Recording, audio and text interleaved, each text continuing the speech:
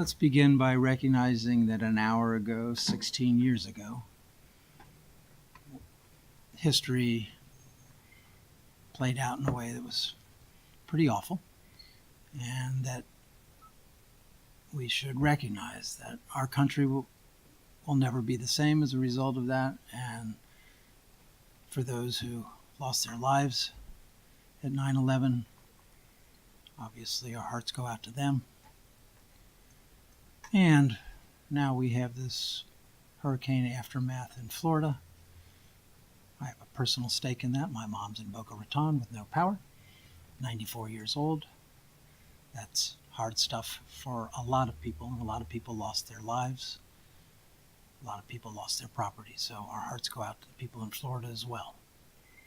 So it felt like that was the most appropriate way to begin our conversation this morning, recognizing 9/11 and the hurricane in Florida. Let's talk about a few things and then turn it over to you folks. There's obviously been a lot of conversation about the Purple Line.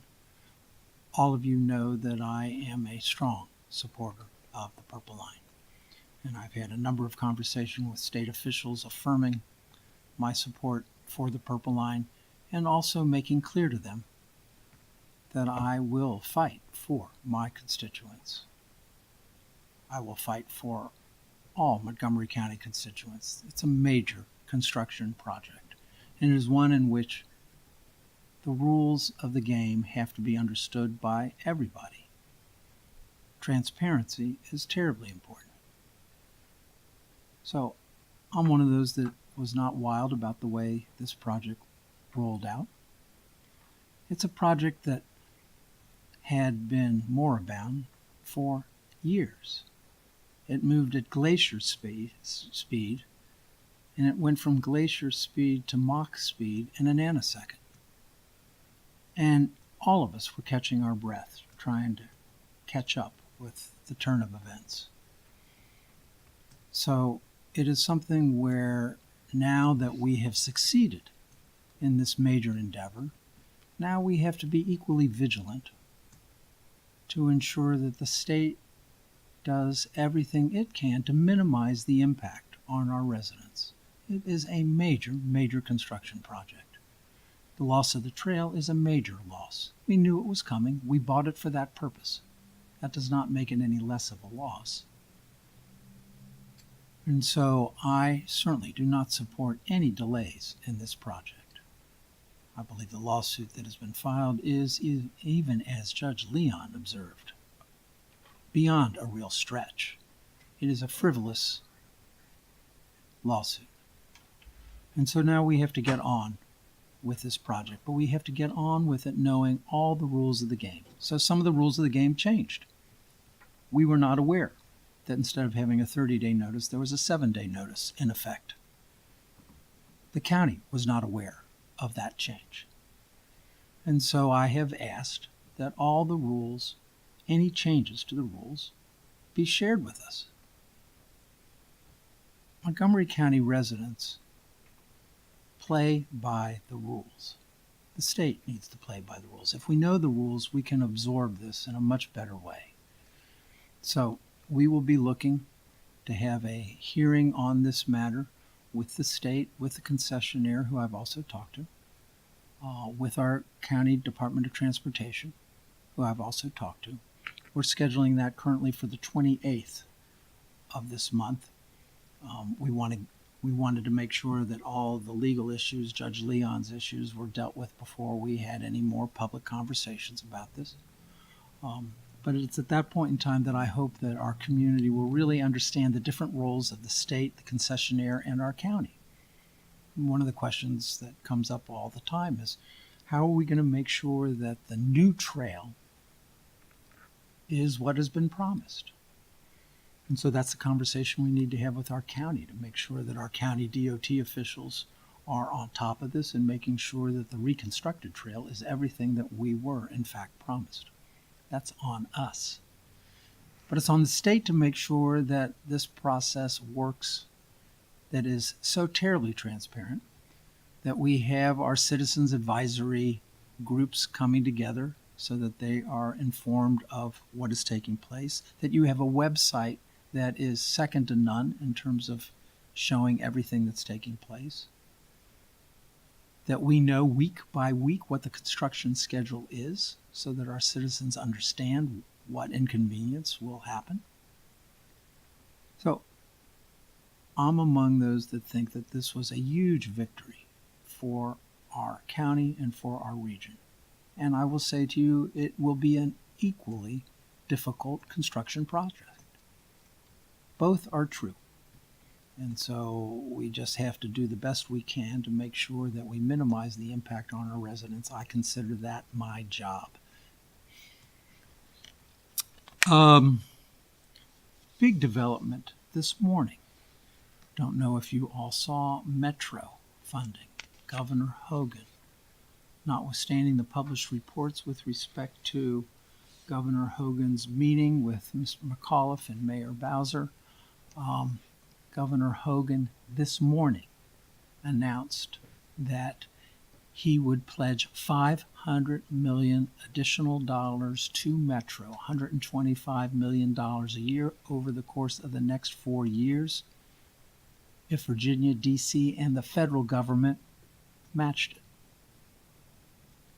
If that were to take place, that would be the $500 million that we are looking towards. It would not give us dedicated funding, but it is a major step in the right direction, and it avoids a conversation that none of us wanted to have with respect to a sales tax. And certainly it avoids the conversation of having a sales tax in Montgomery County and Prince George's County, which is where the conversation had been heading. The governor indicates that he can do this out of the Transportation Trust Fund, making it a state obligation, not a local obligation. So that is a very positive development. As to whether or not we can get to the $500 million figure, which Paul Wiedenfeld says he needs and which we agree he needs, will then be dependent upon the federal government coming up with its share of $125 million. Governor Hogan makes an impassioned plea that says, let's do this together.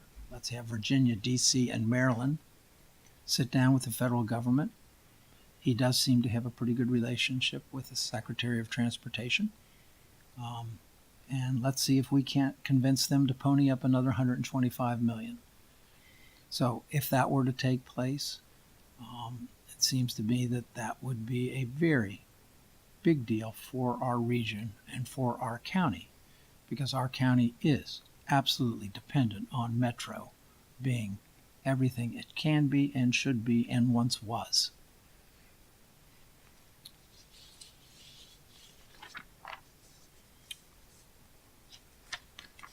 Friday's the deadline for public input into Pepco's latest rate increase request.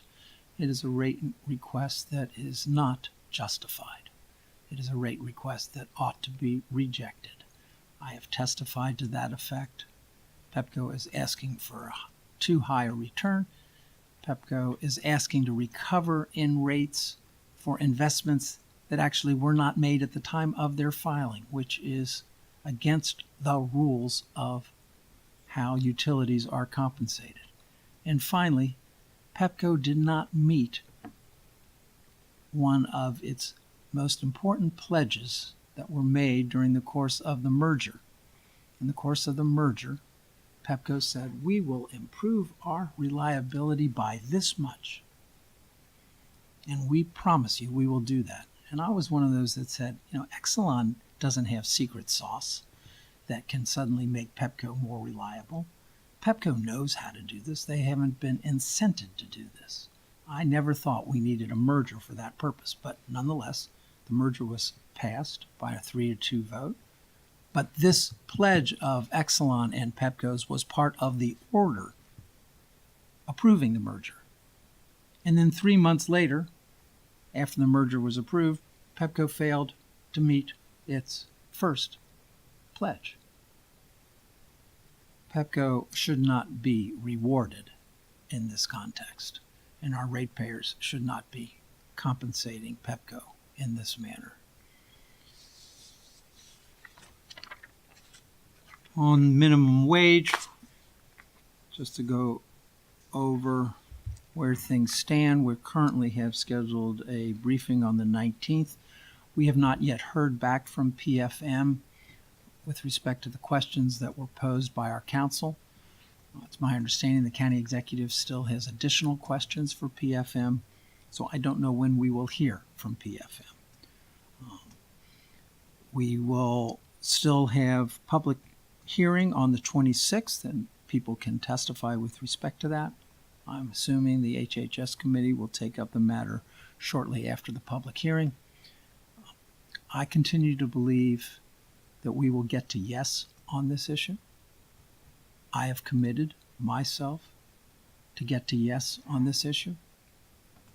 I have committed that we will resolve this matter during my presidency, and I remain hopeful that we will get to yes. This is one of those situations where, again, if you'll forgive me, there are truths on both sides.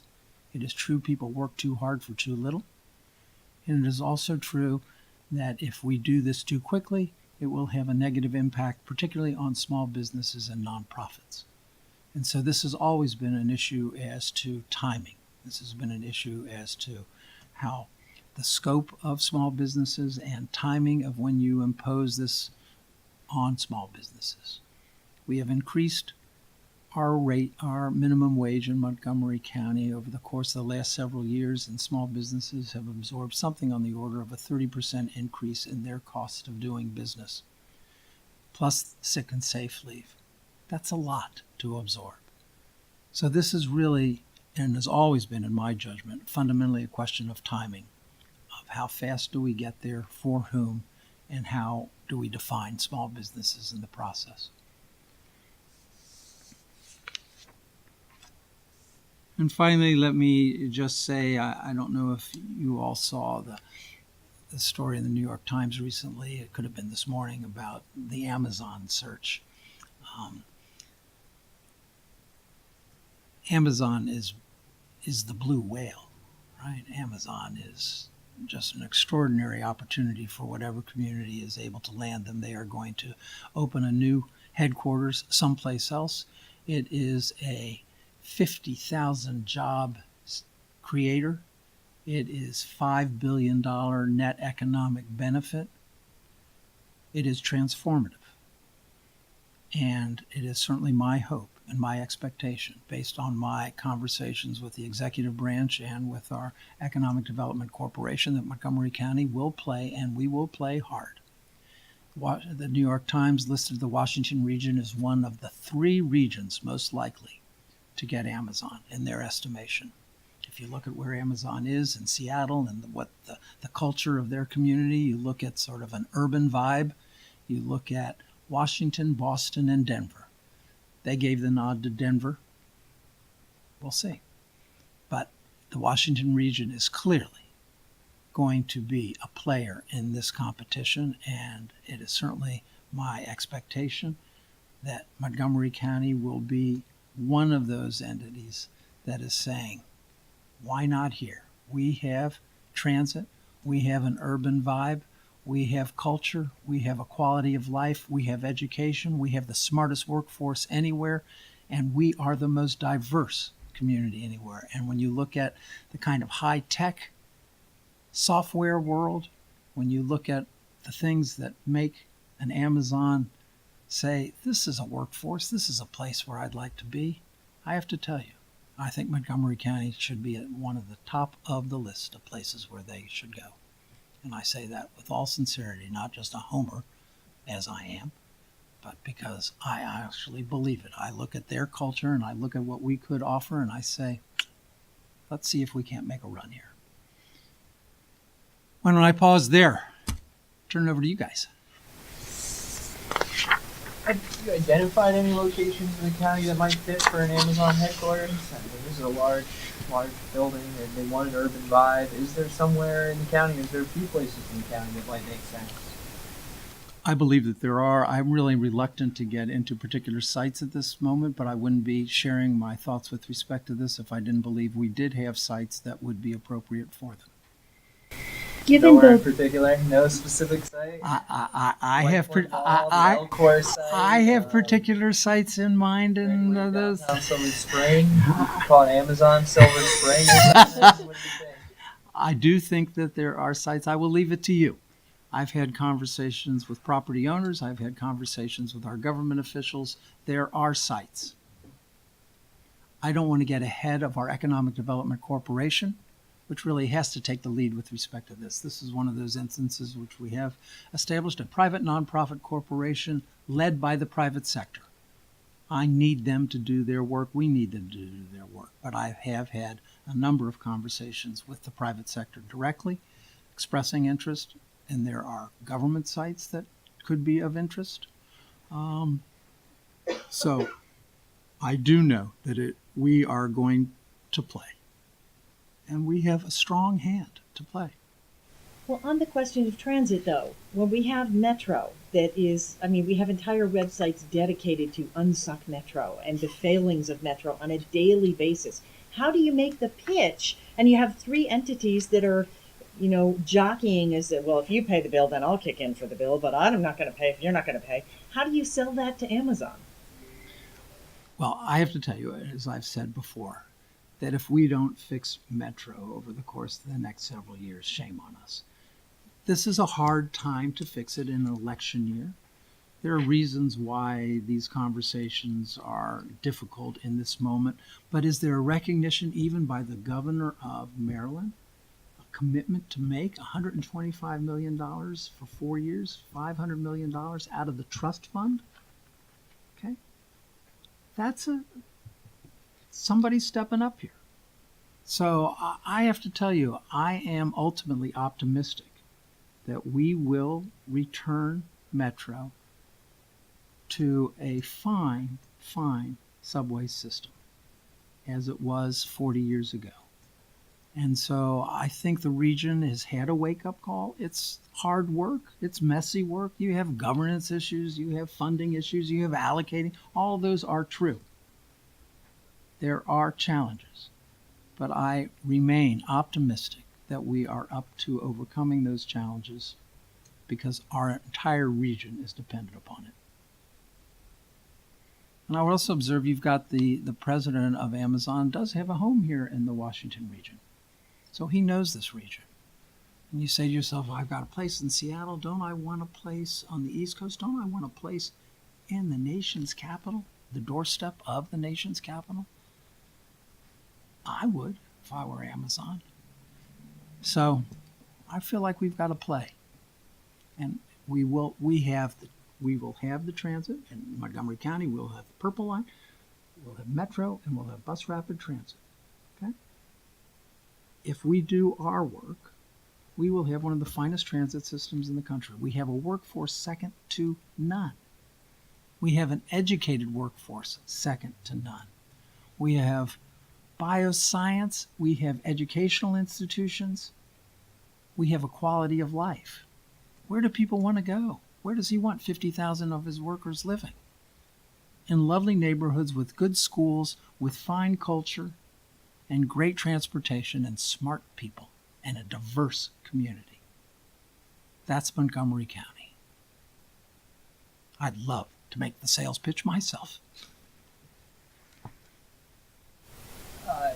You worked on this Metro issue at COG. How receptive do you think DC's and Virginia's leaders are going to be to this proposal to match Maryland's funding promise? This is literally playing out, as you could imagine, in real time. In fact, when I came in this morning and my staff put a Metro note in front of me, I go, well, that didn't happen. What are you talking about? I go, no, actually, it happened an hour ago. So we're all still trying to catch up. I think this has promise. I don't think it's calling upon any jurisdiction to do more than it would have otherwise been called upon to do. I know that Phil Mendelssohn obviously was looking for a 1 cent sales tax for the entire region, which would have meant the District of Columbia paying less than Virginia and less than Maryland, actually. So I don't know how the numbers play out, what the 125 equates to. But I think it's a positive development that'll create a new conversation in which politics is the art of compromise, and so I feel like he's played a card that we should take seriously, and I think the region will take seriously. On another note, in terms of immigration, when we talk about what's going on with the Dreamers and the possibility of the cancellation of TPS, what's the county's position in regard to this issue, and also how do you think it'll affect the local economy? So know that our county council issued a formal statement condemning the president's decision. I have to say that this is one of those issues where, again, I am optimistic that Congress will find a path forward to actually permanently ensure this program continues. My read of Congress, as someone who used to work on the Hill, is that this is an issue where there will be bipartisan support. I was actually encouraged that the president seemed to backtrack a bit on this issue by saying that he would be supportive of legislation that would achieve this purpose. So, and if Congress fails, he held the door open for this purpose. So there's no question in my mind that this was ill-advised, but I do think at the end of the day, it won't happen. And it would have an incredible negative impact on our community and on so many communities. I was just at Montgomery College the other night where they said that they had at least 300 students who would be affected, and just a terrible thing. So I am not in this moment trying to diminish how awful it would be if in fact it were to come to pass. And our county council and our county is opposed to it coming to pass. I just don't believe it will come to pass. There's been a lot of talk among local lawmakers in the state and I believe among some of the council members about what to do about the Dreamers. Do you foresee any sort of legislation coming out of the county to somehow assist them? I have not been advised of what role we can play in a positive manner with respect to this, and I am sure if there is a role that we would seriously consider it.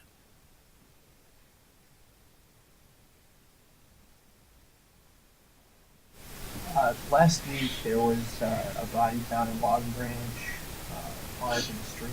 There was a body found in Newton Regional Park. The police didn't tell us about that body found in Newton Regional Park until 5 days after they found it.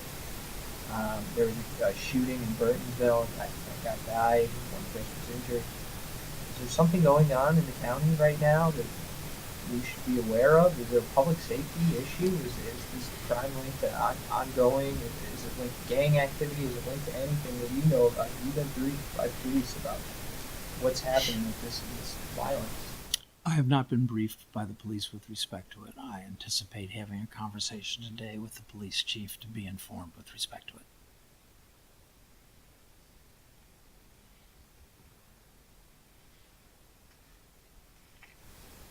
Going back to the Purple Line and the speed with which the Hogan administration is moving, they said, look, this shouldn't surprise anyone. We've been waiting a year because of the lawsuit that you agree, you said is frivolous. We're doing what's in the plan. Are you saying that they have changed the plan itself? Do you have concerns that they are changing the terms of the contract? Well, let me give you the one example that obviously came up in the context of the closure of the trail, was that on the website was the notification requirement. And on the website it said 30-day notice before construction activity. Well, obviously the community wasn't given 30-day notice. And so all of us thought that that was a breach of the agreement. Well, then it comes out that, well, actually the state and the concessionaire amended the agreement to go to a 7-day notice period.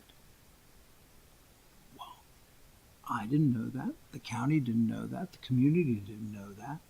So it raises the question, are there other aspects of the deal that have been changed? And so I have asked for all changes to the deal to be published so that we can judge whether they're significant or not, so that we know the rules of the game. Have you heard back on Have that? not heard back. So again, this is a project that had been sitting there forever. And all of us had worked real hard to say, let's get this, make this happen. And then we succeeded. And then suddenly, wow, now we're dealing with all these other issues. And so all of us are just catching up, catching our breath, and trying to make sure that we know exactly, okay, how do we move into this phase? And so it did catch a lot of us by surprise. And so I was a little taken aback by Secretary Ron's observation that, gee, everybody should have known. Really? Everybody should have known in 5 days on the first day of school that the trail was going to be closed? Really? You know? So it was just a matter of, can't you come out to the community, say, okay, we've won. Now, ladies and gentlemen, here's how this is going to roll out. Could have had a big public meeting, could have done so many things to let people understand that we're now moving into a new phase. And folks, get ready. And I just didn't feel that they did that in the manner that was appropriate for a project of this magnitude that would have this kind of impact on people's lives. Earlier, you called the new lawsuit by the Provolone opponents, the same plaintiffs in the previous lawsuit, frivolous. Can you talk a little bit more about why you think that? Well, there's no there there. And the Court of Appeals is, first of all, he already threw out all of these. It's not even before the Court of Appeals. What's before the Court of Appeals is an issue where the judge was totally wrong. And so these are residents who feel strongly opposed and are doing everything they can and know how to do to slow this project up and defeat it. I understand that. I'm a lawyer. You do things like that. But you don't, the state should not make decisions based on that. The state has already agreed to accommodate Judge Leon, saying we won't cut down big trees till after you rule. We'll do some brush work and, preparatory work. But we will agree not to cut down big trees until you have an opportunity to rule. So I feel like the state is seeking to be accommodating to the judicial process, notwithstanding that this is a frivolous action. Is this no burial site is on the agenda? Is this just the next step in the process, or is there anything new in regards to that?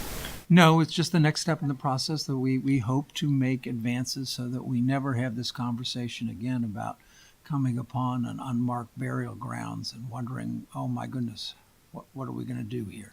We need to be in front of this, not behind it. And so that's the goal of the legislation that Councilmember Rice Leventhal and I had advanced together. And there have been suggestions as to how to strengthen it, improve it, and all those types of things. And that's the legislative process, and we'll absorb those and move forward. Any thoughts on the elephant bill? There's been some critics of people saying that there are far more important issues facing the county than whether or not elephants come to the county, particularly since the closure of Ringling Brothers. I have no comments with respect to that. I do know that the ag community is very concerned about this. Not for what it is, but they're concerned that this is a step that would make their work with animals, that they think the ultimate goal is to go after them as farmers who raise animals. And they're asking for just some period of time, again, to catch up and to see whether or not there can't be some additional language that protects them. So we'll see. I believe the committee takes this matter up, at least begins the consideration of it today. I don't know if the committee plans on taking any action today. I don't believe so. So my hope is that we give people, again, time to catch up, to understand what it does and what it doesn't do. Obviously, there are a lot of residents who feel strongly about this issue.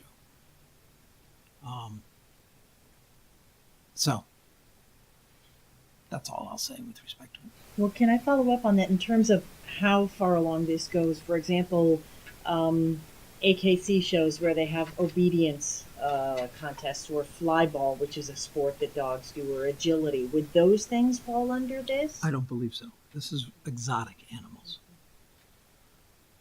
We are talking about the classic case of tigers, if you will, and lions, and whether you whip them and how you make them behave and subject them to this human dominance in this manner, and whether or not that is a relationship that we want to be projecting as being okay to children.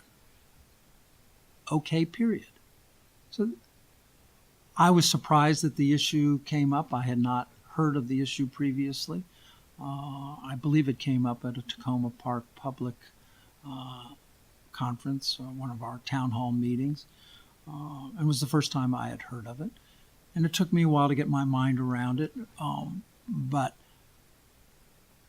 I do understand the force of it in terms of, is this really the relationship between humans and animals that we want to be promoting?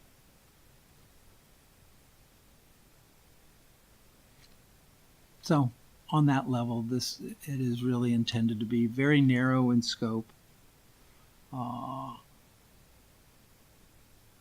you believe exotic animal is adequately defined in the bill? Again, that's part of what, if you'll forgive me, the legislative process is all about, and I have not spent that much time on it. I was not an original co-sponsor of the legislation, and so I'm going to assume that before I bring this matter up before the full council, that we have made sure that we have defined it appropriately. Chinese hairless, would that be exotic?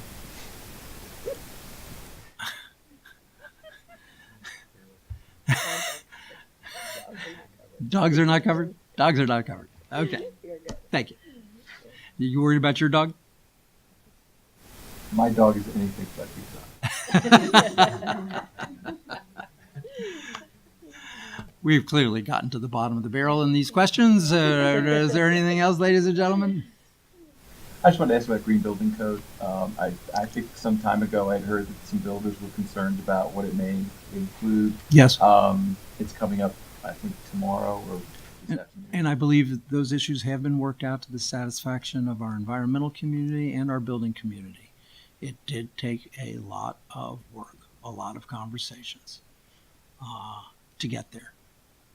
But I think that we now have a path forward that I believe, one, moves us into code-based, but two, provides for those people that believe that the LEED program continues to be something that people desire, that they ensure that the energy savings on that alternative path are equivalent to that which would be achieved under the code-based. People like codes because we enforce codes. LEED, for example, is something that you don't even certify until 6 months after the fact, and you're certified somebody privately. It's not the county that certifies it. And so there is a general desire to go to a code-based energy efficiency system. And so I think that this balances those interests by moving to a code base, but with an alternative compliance path that could be LEED if it achieves comparable savings. Every other jurisdiction that has adopted code-based International Green Construction Code has provided for an alternative compliance path. So this legislation will, as well as I understand the deal that has been struck. Do you have any updates on the Oarsman negotiations and the garage that going through the process with the offers they made to the county? I believe it is now coming before us or has come before us. And so the deal is what it is, as I understand it is. So yes, that deal is done, at least in terms of making of the deal. Then it comes before us, and then we have to either approve it or reject it. Do you know when it's going to come before you? I apologize, I don't in this moment. We'll get back to you. And you're okay with the deal? Again, I haven't been briefed since actually before the final deal was cut, but when I spoke with people about it then, I was told that this deal was a better deal than what we could achieve if we litigated. That it actually was an advance of the public interest greater than that which would occur if we slugged it out with them. Assuming that is true, that seems to me to be the basis of having a good deal. Is it everything? I've heard from residents who say, can't you get a little more? We always hear that. So, And one other quick Bethesda-related thing. Is there any movement on holding a public hearing on the Leland Street access restriction that was installed by DOT and then later removed? my understanding was the DOT has agreed to have a public hearing with respect to it. The DOT recognized that actually they did not comply with the regulations in effect today.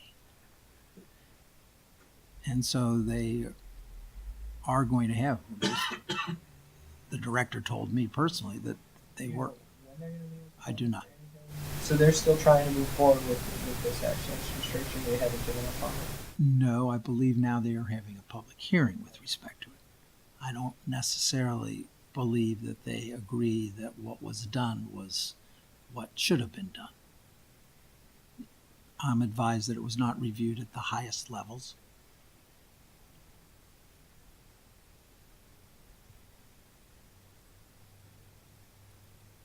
Okay, guys? Thank you.